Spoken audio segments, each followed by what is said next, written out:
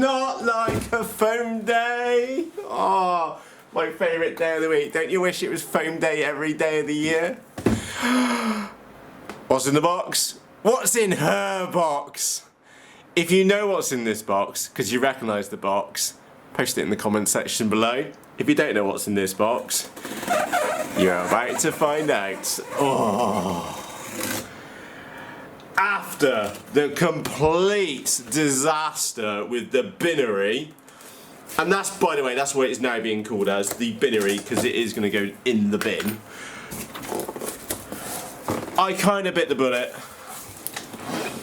and bought this one, which is the model which I should have bought in the first place.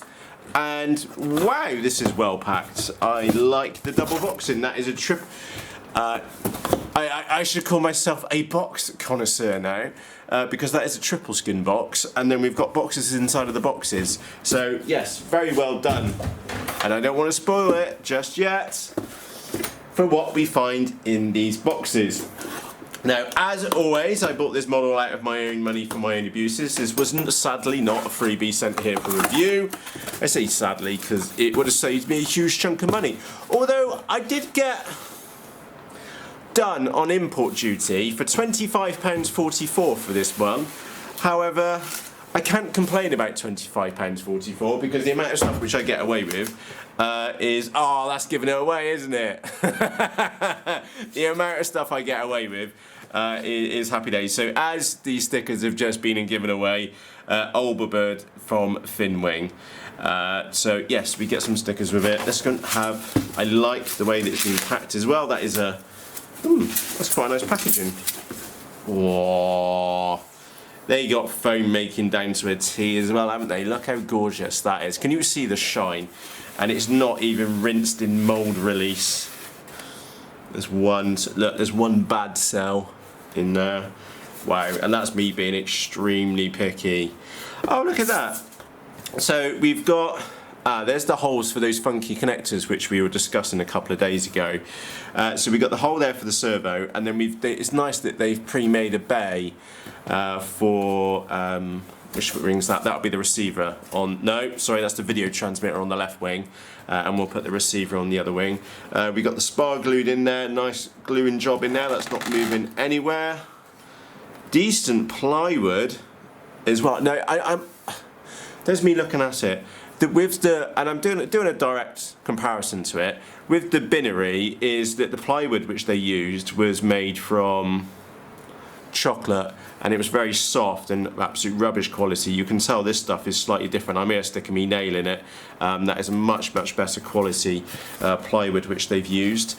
We do have to cut our own surfaces. I think I might be able to cope with that. I think you might be able to cope with that as well. If I'm allowed sharp implements again. You'll have to excuse me, I can't remember what the exact wingspan is. It's probably over a metre, looking at that, looking at the fuse. So yeah, first impressions, I tell you what, first impressions, the foam is lovely. I don't know what that mark there is for though. I've got no idea what that V mark is for. Hey ho! Let's dig on in and see what else we got in the box. So what we're expecting here, we're expecting the tail, the horizontal stabilizer, and of course the fuselage as well. All nicely packed. I do like the packaging foam. That's not the normal stuff that you get. In fact, I may even, same staff, I may even keep that stuff because it is, we got rudderage. Oh yeah, we got rudderage. Look at that. Not that I'm a big fan of using rudder. It's fine in a 3D model. For a long range model, not really, to be honest, but that's my 2 pence worth. I know many of you would probably retrofit a rudder in there anyway, so is it a bad thing that they've been included? Absolutely not. What else have we got in it? Oh, this must be the horizontal stabilizer. One thing which I do remember about the Finwing Traveller is that it did have like a clunky surface, and which that's not particularly clunky. It was very boxy, if I remember correctly, but this one's definitely not. Again, very nicely moulded foam. Oh, nice. They've got a line in there for a piece of carbon or glass fibre to go in there as well. Yeah, nicely moulded. Yeah, well made and well stuck up. That's Oh, what's that? Oh, look. Oh, that's a nice look. Can you...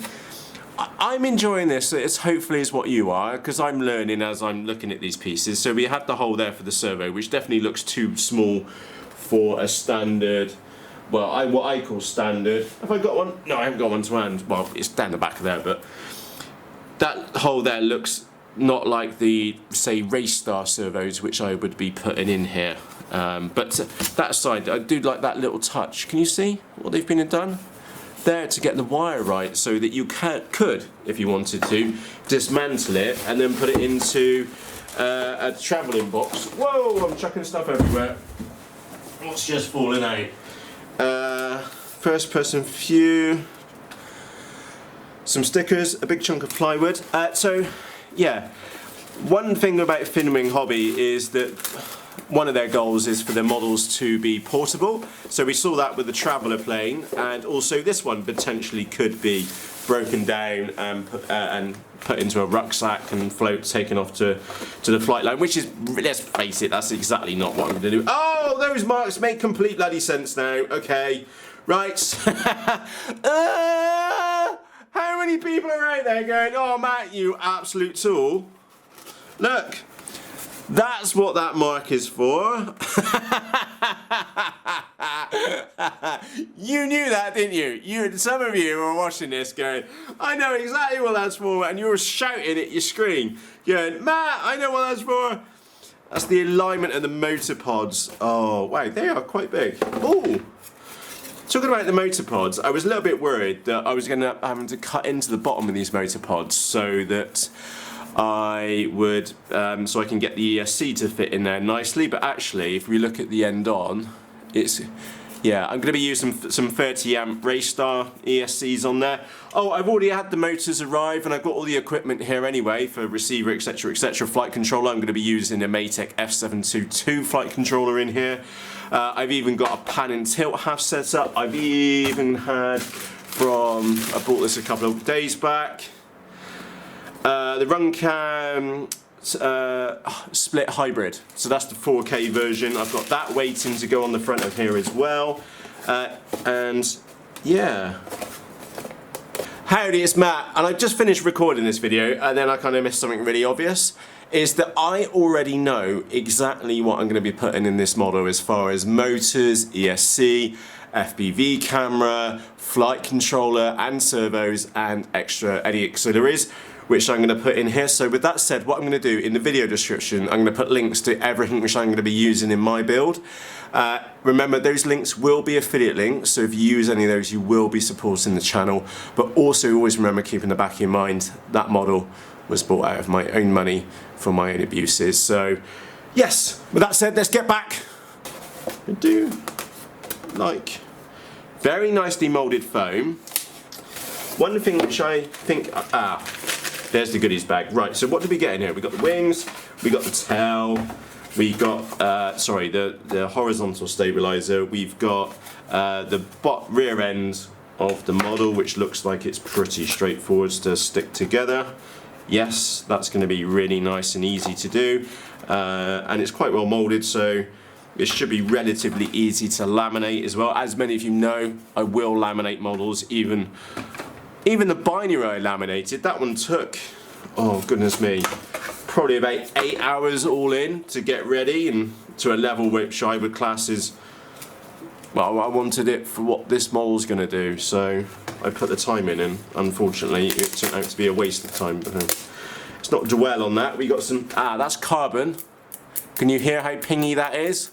That's carbon fibre. If it was glass fibre, it would be a much duller noise. So what do we get in this goodie bag in here? Right, okay. I can already tell you that I won't be using the wing connectors. Now that's not because, right, the wing connectors, they have included these basically VGA connectors for the wings. We had a big discussion about these a couple of days ago, and which I did as a separate YouTube video, and there was a lot of feedback in there, and you basically felt it fell into one of two camps, which is that yes, you already use them and you think they're fantastic, or you fell into the camp of that maybe that's not something you would use and maybe a little bit more apprehensive. And I think that's where, well, two things for me personally. One is that I really need to put this camera on charge, so you're going to have to excuse me because otherwise it's going to die on us. So let's get that on charge a moment. Number two is that I don't intend taking the width. Well, I prefer servo wires, so I'm sticking with servo connectors over these. And that may change. I don't know. I'll think about that. I don't know. Collection of bits and bobs in here. Now, one of the nice things about this model is that you'll see that you've got these plastic thumb screws. We've got a whole collection of goodies in here. Let's get these out in a moment. We'll get one of the bigger ones. There we go. Didn't see a manual, but to be honest, it's pretty obvious, isn't it? You get these plastic thumb screws, so this is how you get the model to stick together, so you can maybe attach the wings, perhaps. And for the horizontal stabilizer at the back, it's all just thumb screws. We can see this here on the lid. You just literally just unscrew that. Now, there is a flat canopy area on the top, which let's get this. Get that on there. Come on, baby. There we go. Peel that tape off. I was trying to be as kind as possible to that foam. And yes, in the bag there's a piece of plywood.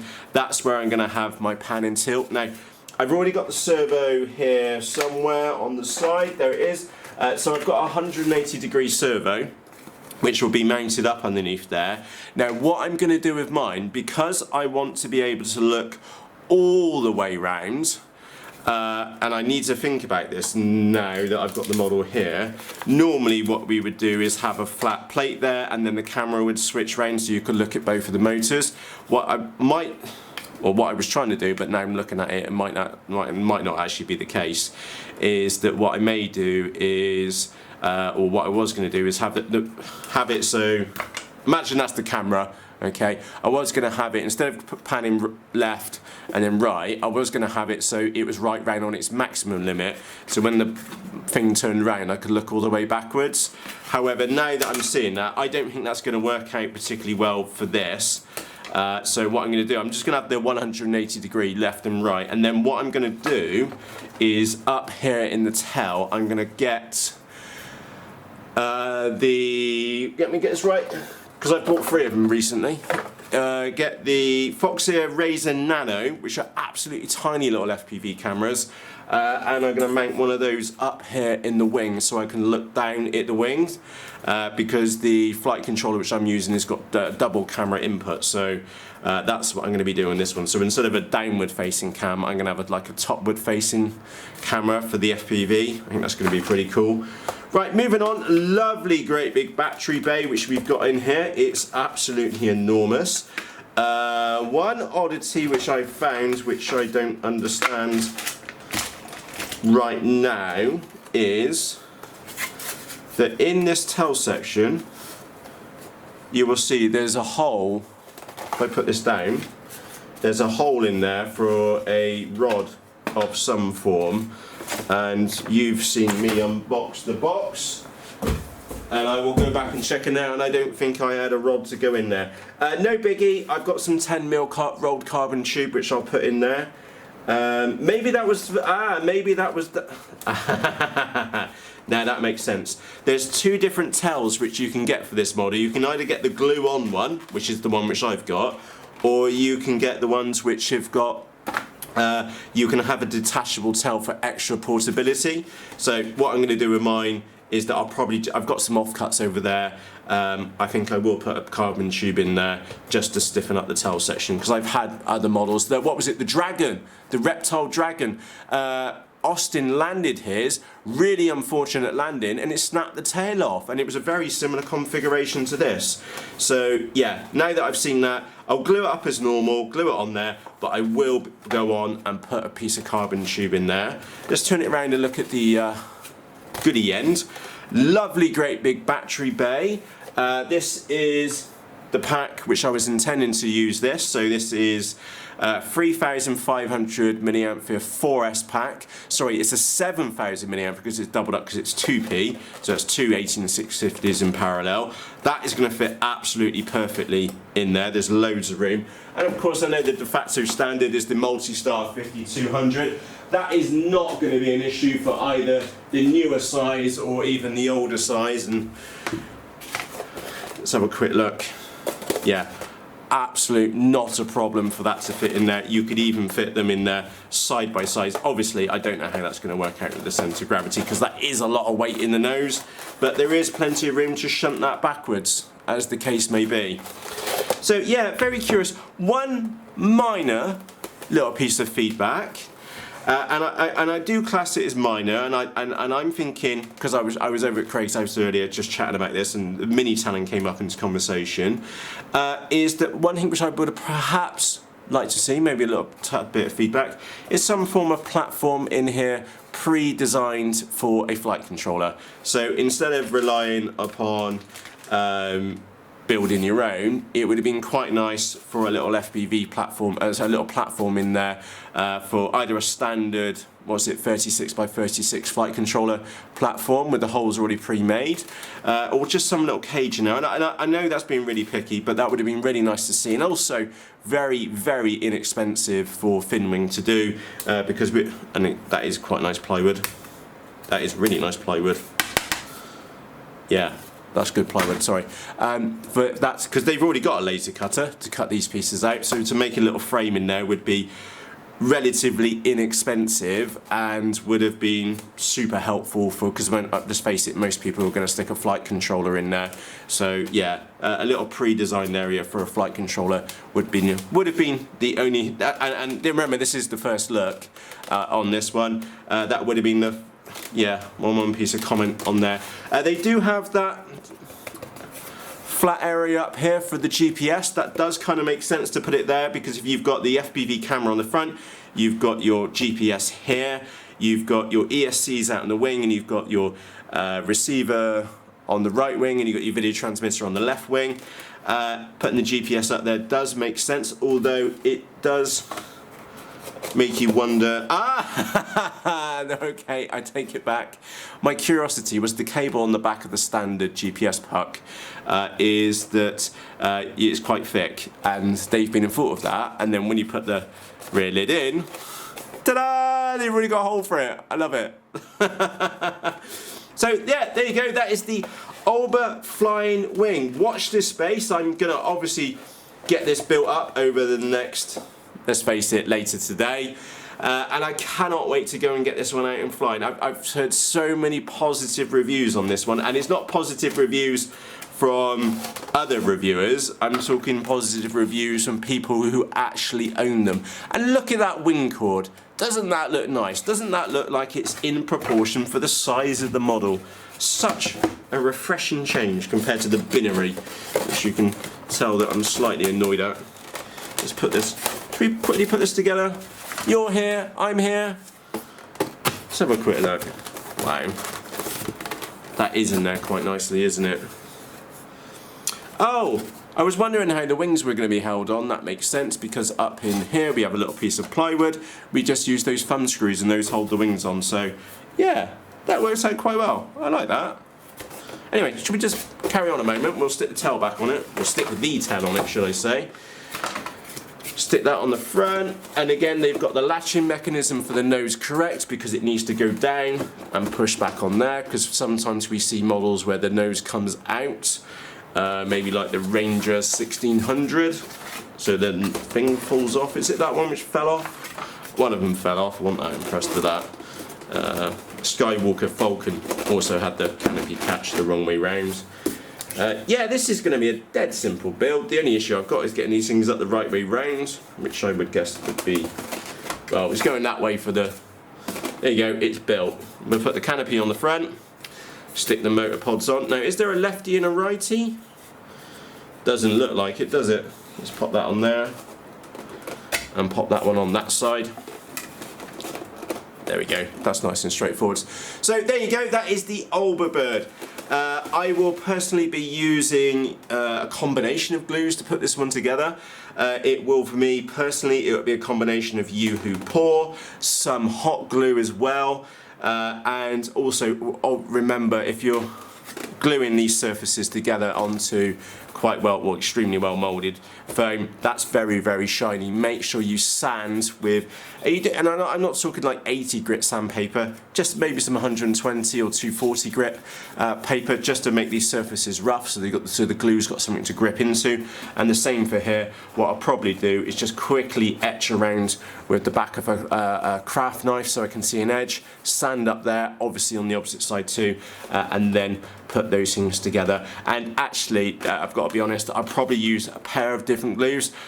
When I put this in, I'll probably put a seam of hot glue along that inner edge, and then use Yoo-hoo pour for the rest of it. And then I know that I've got two really good glues which will hold this in here. So again, just because of that, that's the motor mount, and that's the bit which is pulling the motor, pulling the model forwards, and that's also, frankly, me being paranoid.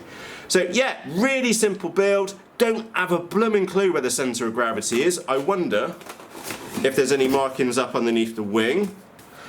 That there, to me, would be the centre of gravity. I think that's kind of obvious, isn't it? So I'll probably just go for the middle one, which is on the spar. That kind of makes sense. Yeah, happy days. And actually, if that's on the spar, that would be, yeah, 1, 1, 1. Yeah, I reckon that would make it slightly nose heavy, which is absolutely fine. I'm fine with nose heavy models. Yeah, that was the only question which I had. The only oddity, sorry, there's one last thing when I think about it, is that the weird thing which they have is they're not, okay, alright. They have great big control horns.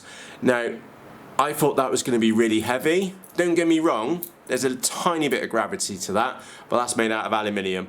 I was going to say, oh my goodness me, they made these really big, clunky control horns. Actually, they're alright.